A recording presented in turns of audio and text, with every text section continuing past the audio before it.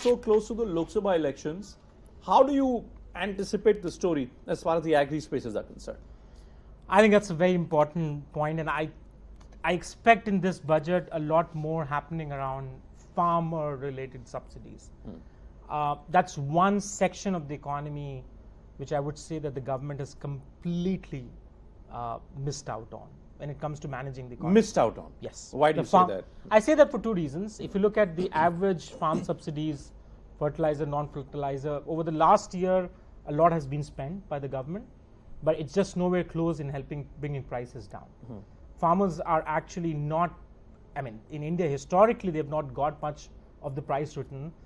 The amount of spending we are doing in the urban areas on buying onions or tomatoes, the price of that dividend doesn't go to the average farmer. The question was that the government came into power, I mean the Modi government came into power promising doubling of farmers' income over a period of time by 2022. We're in 2024 and forget about doubling of income, even keeping status quo farmer incomes. But on agricultural laborers, those working on the land, as in practicing farming on the land, because a lot of the farmers don't do actually farming. There are those who are involved as laborers working on the farm, who we call as in other words self-employed agricultural workers. That's 46% of the workforce of the Indian economy.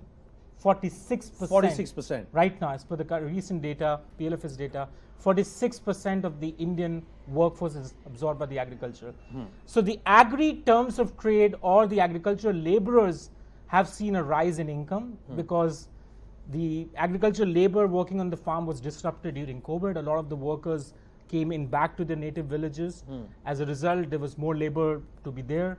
And that scenario has slightly become better within the agricultural sector. But if you ask, has farmer incomes increased over time? Absolutely not. Have farmers gained more in terms of getting better prices of the products? Because clearly prices due to inflation, food inflation has been one of the most highest in the inflation category. So that effect has not been passed to farmers. And you can expect with the election coming in, I think a little bit more of a higher subsidy bill being overtaken by the government. They've already done that last year because wheat, we saw with rice, a lot of export bans had happened. The external situation has not helped. With the Ukraine war, there was a huge disruption with the wheat supply and the rice supply. But overall, if you even keep those what you call as exogenous factors or external factors outside the loop, internally farmers haven't benefited at all in the last 5 years. That's one of the key stories within what we look at. Okay.